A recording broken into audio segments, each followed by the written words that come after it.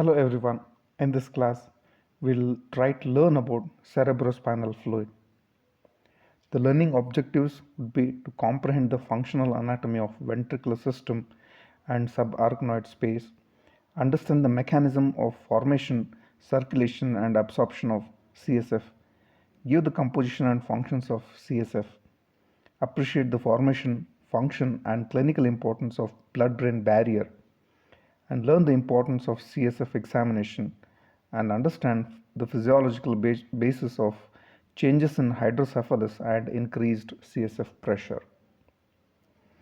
Cerebrospinal fluid is a colorless liquid that fills the ventricles of the brain and the subarachnoid space that surrounds the brain and spinal cord. CSF may have many functions as follows. By occupying the subarachnoid space, CSF forms a thin layer of water jacket for the brain and spinal cord, which protects them from mechanical injury. It also provides microenvironment for the cells in the brain. CSF regulates brain metabolism. As there are no lymphatic channels in brain and spinal cord, CSF removes waste products of metabolism, especially hydrogen ion, lactate, carbon dioxide, through its sink action.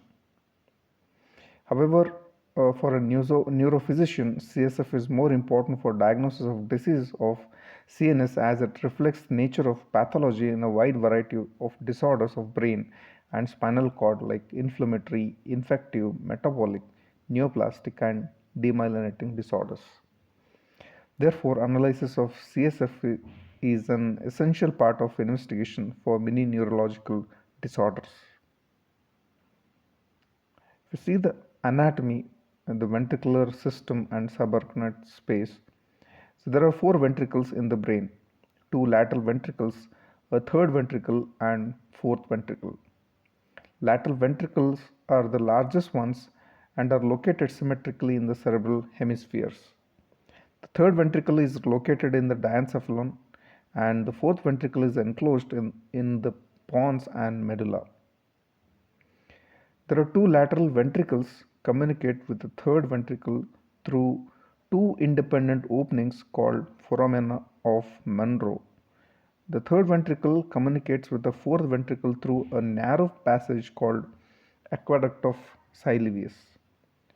The fourth ventricle narrows down caudally as it enters the spinal cord, and that continues as a central canal of spinal cord.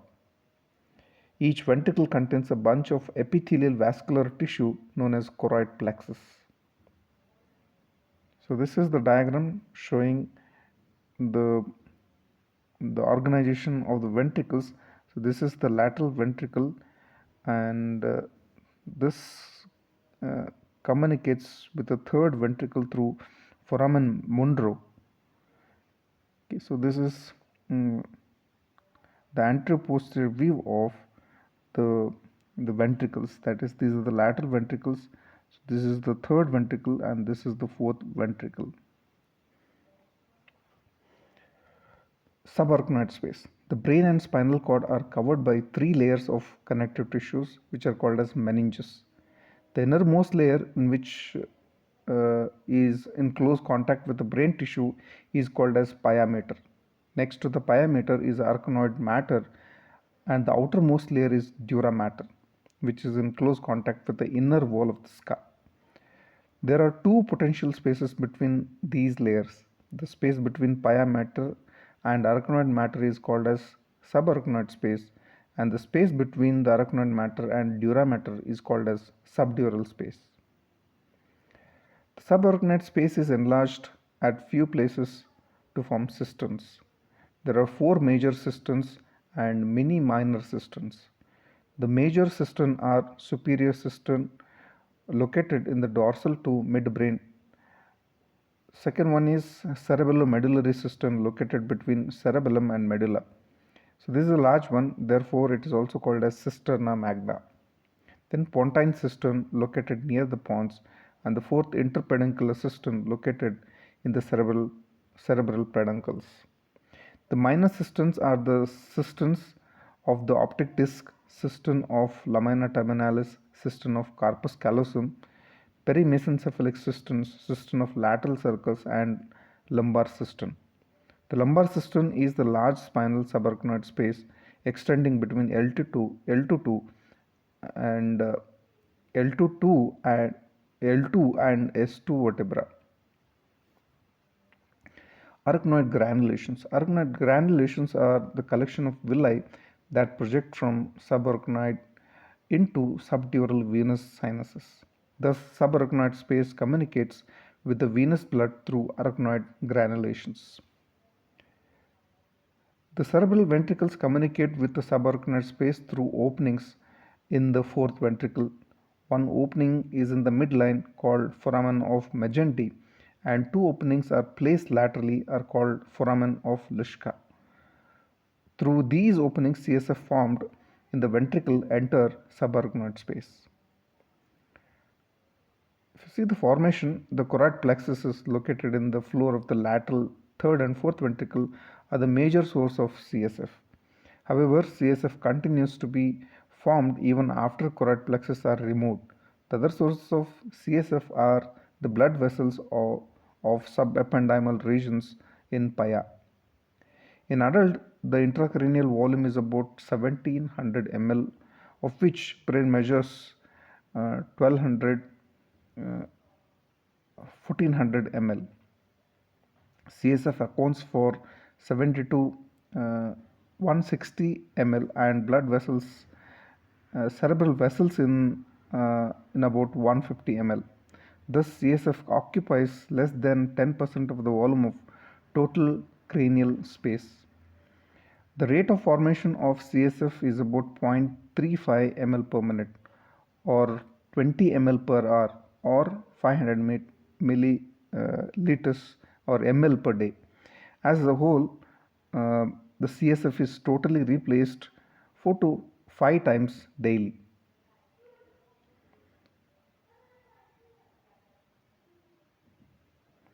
The mechanism of formation.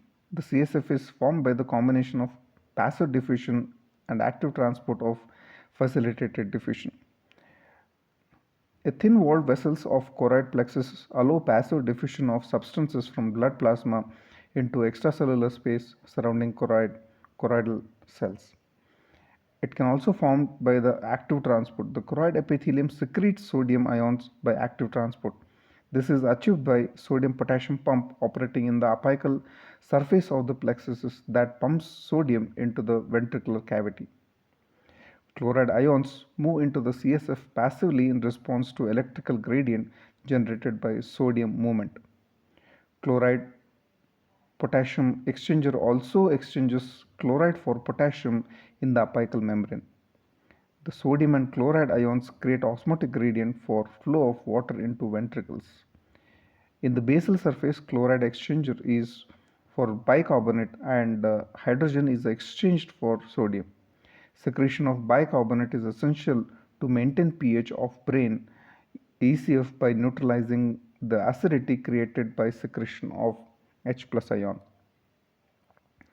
It can also occur by facilitated diffusion. Penetration of substances into brain is directly proportional to their lipid solubility. Ionized compounds like hexoses and amino acids are relatively insoluble in lipid. They enter by facilitated diffusion, which is a stereospecific, that is, carrier binds only with a solute having specific configuration. Steps of formation. CSF formation occurs in two steps: ultrafiltration and active secretion.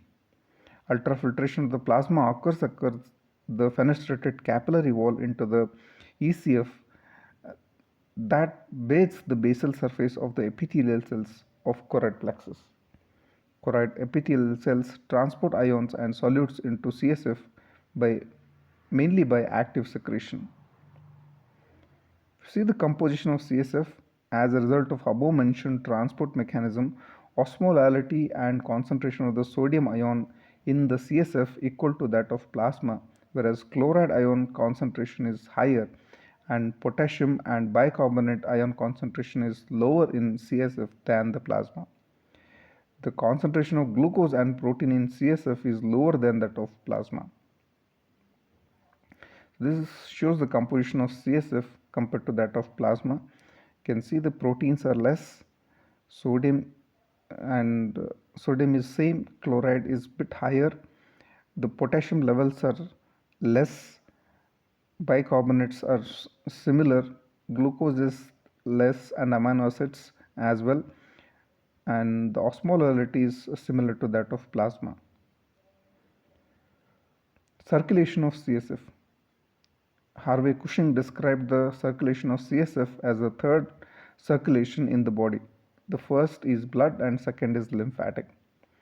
The CSF is mainly formed in the lateral ventricle, from where it flows downwards into the third ventricle through foramen of Monro, and from third ventricle into the fourth ventricle through aqueduct of Sylvius. Finally, CSF comes out of the fourth ventricle through the foramen of Magendie and Luschka to enter the subarachnoid space. In the subarachnoid space, CSF moves upward toward the cerebral hemispheres and downward toward the spinal cord. Thus, obstruction of foramen Monro results in distension of lateral ventricles. Occlusion of aqueduct of Sylvius causes distension of third ventricle, and blockage of foramen of Magendie and Luschka initially distends the fourth ventricle, and later the entire ventricular system is distended. Absorption. Absorption of CSF occurs through arachnoid villi. Arachnoid villi projects into subdural venous sinuses. The main factor that facilitates the movement of fluid is the oncotic pressure, that is the colloidal osmotic pressure of the plasma, which is around 25 millimeters of Hg of Hg. That is higher than that of CSF because CSF has very less proteins. The other factors promoting this particular mechanism is the hydrostatic pressure of CSF, which is about 0.5 to 5 mm Hg higher than that of the subdural venous sinuses. In recumbent position, the normal intracranial pressure, which reflects the CSF pressure, is measured by lumbar puncture, is normally about 8 mm Hg or 110 mm of water. However, in standing posture, the intracranial pressure is less, maybe close to zero, and CSF pressure is more as the column of CSF added incrementally to the pressure in the lumbar subarachnoid space. Therefore, CSF pressure is recorded in recumbent position. It is important to note that the normal conditions, the major determinant of CSF pressure is the cerebral venous pressure, not the resistance to the CSF outflow. CSF pressure is in equilibrium with the capillary or prevenous pressure. Increase in the arterial pressure has a little effect on the capillary pressure due to the autoregulation and therefore does not significantly increase CSF pressure. In contrast, increase in venous pressure exerts immediate effect on CSF pressure by increasing pressure in intracranial veins, venules, and dural sinuses. This forms the physiological basis for quick and dense tests. The CSF pressure increases in any space occupying lesion of the skull cavity. Coming to the functions of CSF, it helps in the protection from the mechanical injury. The major function of CSF is to protect brain from mechanical injury. Brain floats in CSF and therefore the weight of the brain is decreased to about 50 grams from the actual weight of 400 grams due to the effect of buoyancy. The buoyancy is due to the difference in the specific gravity of brain with that of CSF. Due to the higher specific gravity, brain floats freely in CSF rather than resting heavily on the skull box. Thus, the risk of routine acceleration deceleration injuries is eliminated and also the impact of major injuries is greatly diminished. It provides a microenvironment for the brain cells. Brain is metabolically fragile and neurons in the brain are highly sensitive to changes in the oxygen, glucose, pH, temperature in their external environment. However, the CSF ensures constancy in the external environment of neurons. CSF accomplishes this by buffering the changes in the blood on one side with the brain interstitial fluid on the other. Role in homeostasis. CSF is indirectly involved in the regulation of respiration, blood pressure, water intake, and visceral functions by bringing about the chemical changes like hydrogen ion concentration, osmolality in the cerebral interstitial fluid.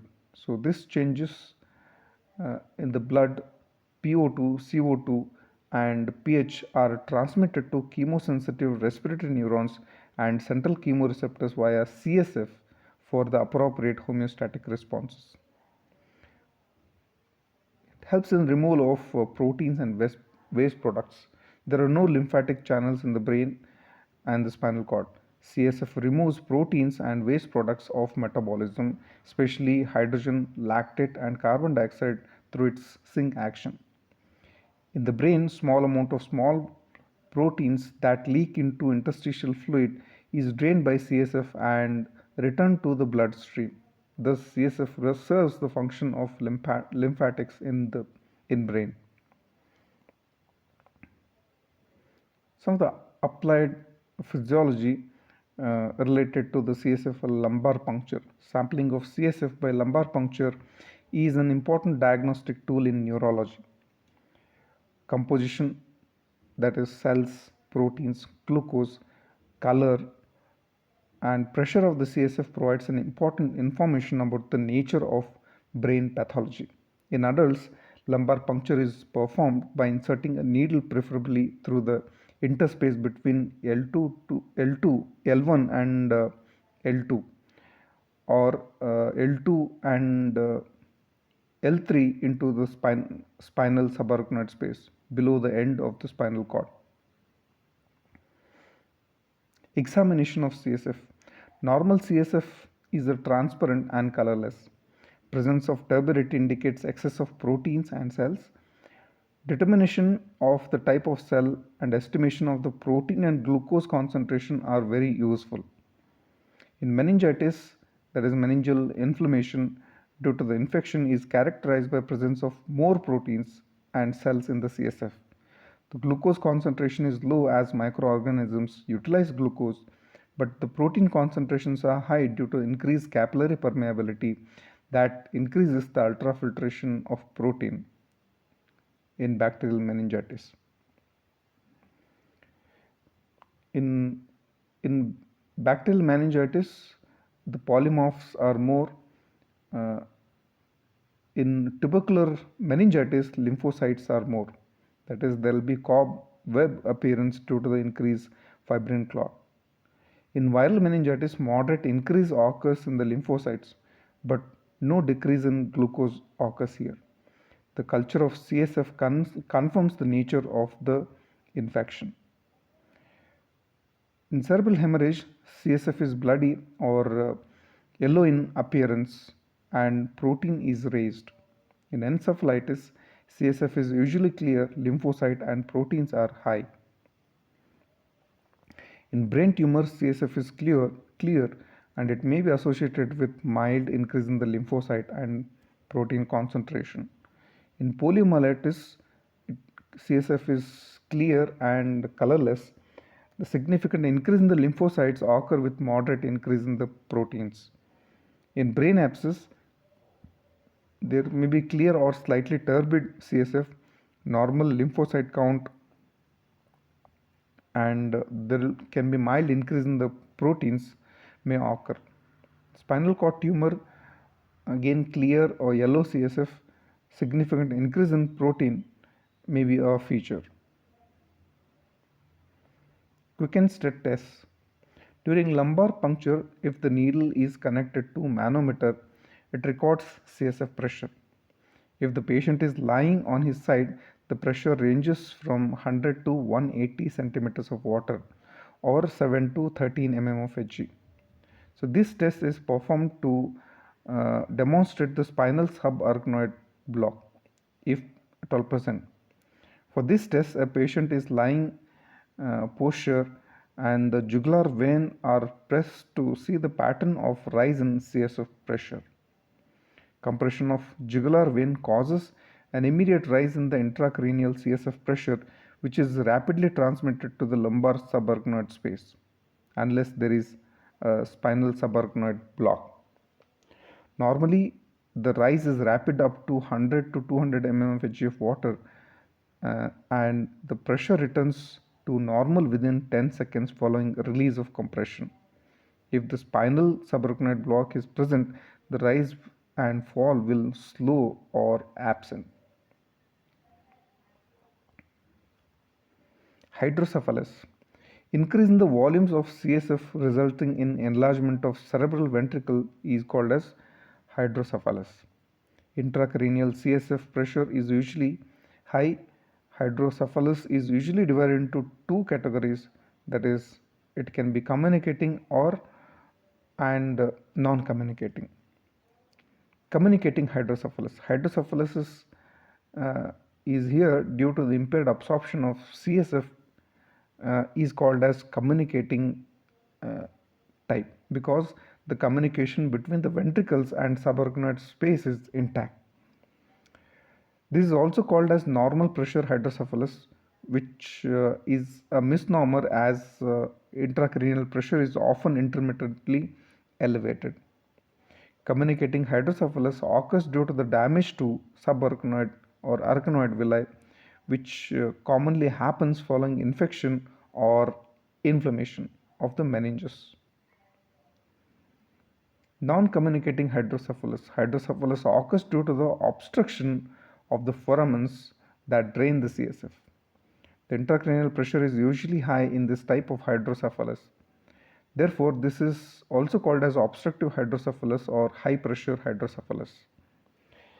The manifestation depends on the site of obstruction. Obstruction of the foramen of Monro results in distension of the lateral ventricles. Obstruction of the duct of Sylvius causes distension of the third and lateral ventricles, and obstruction of the foramen of Magenta and Luschka initiates distension of the fourth ventricle, and later there can be enlargement of the entire ventricular system. However, usual site of obstruction is aqueduct of Sylvius.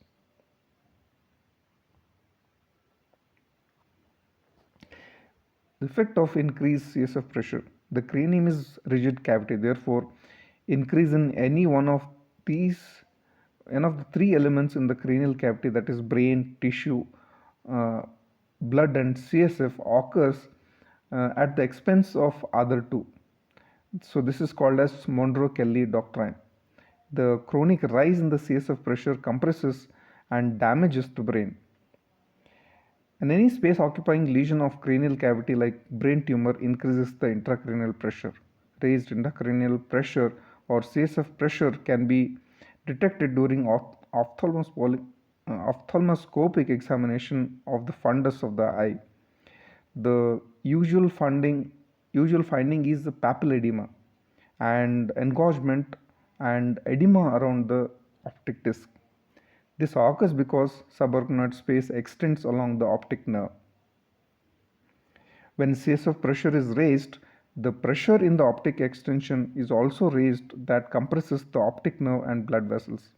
Especially the venous compression decreases the venous drainage from the optic disc.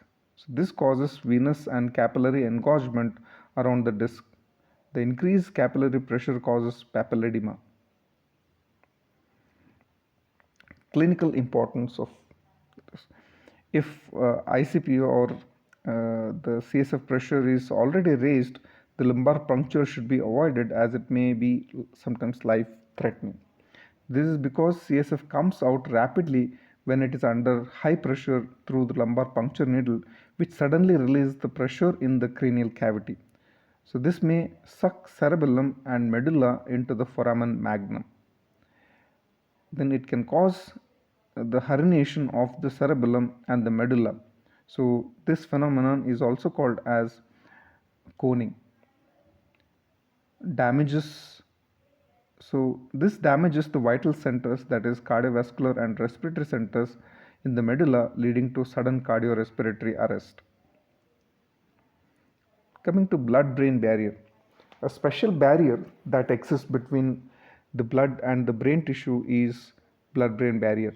This was first demonstrated by Paul Ehrlich in 1885. He injected aniline dye IV that found in almost all tissues of the body except the brain and spinal cord.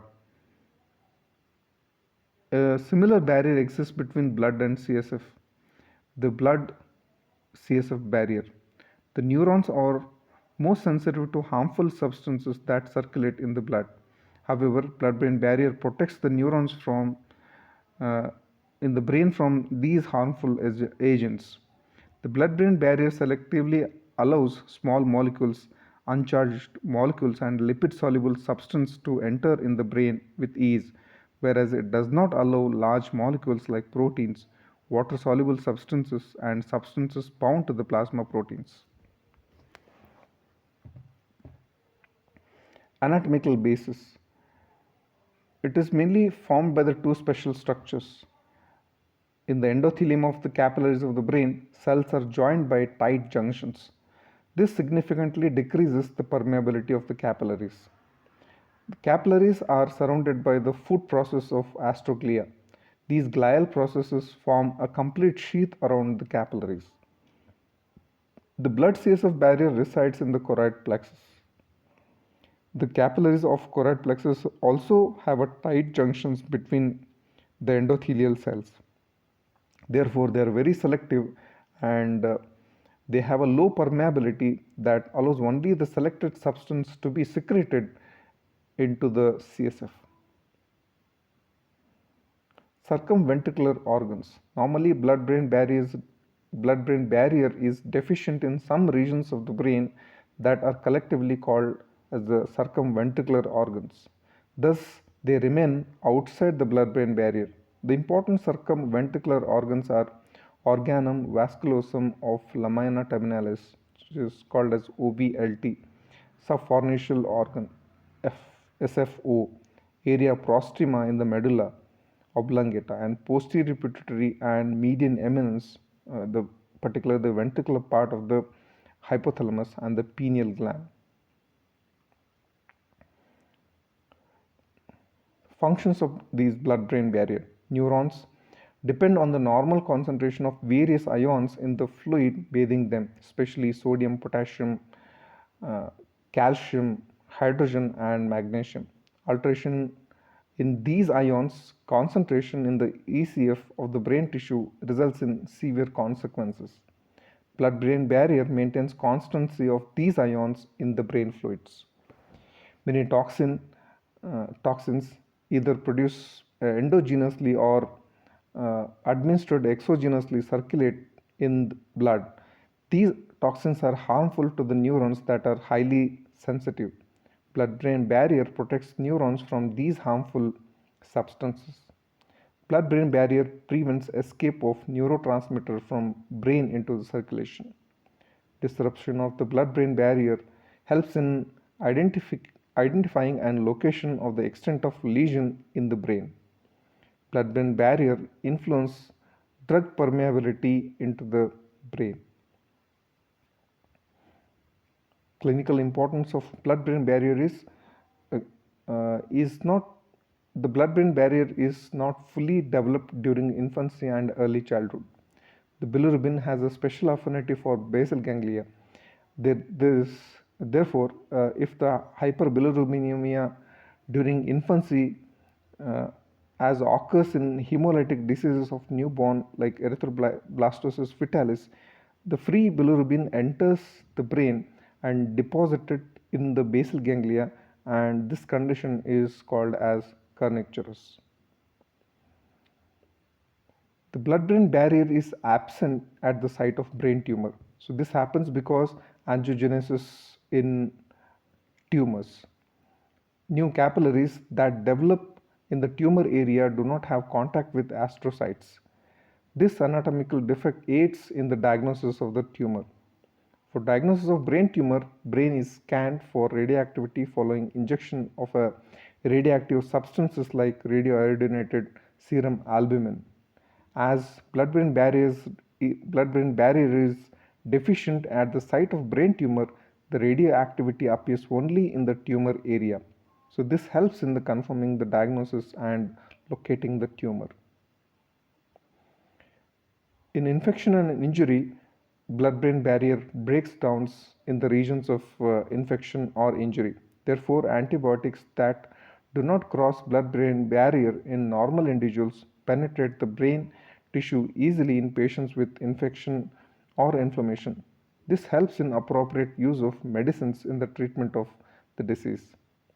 This is the nature's own defense mechanism that whenever natural integrity of the brain is interfered by infection, the repair process is also automatically triggered by making access to the medicine that heals it.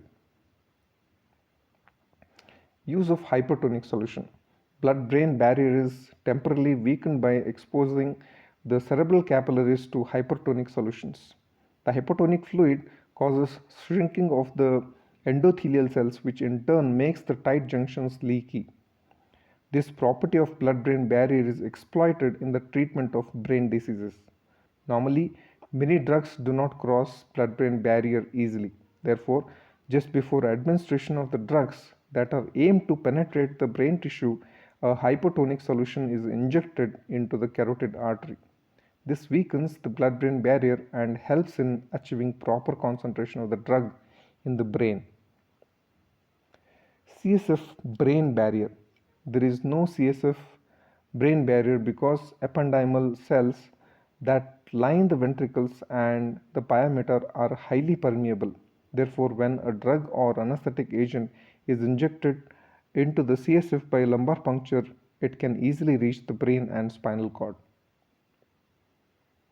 So this is in brief about the CSF, that is cerebrospinal fluid, their functions and some of the applied aspects. Thank you.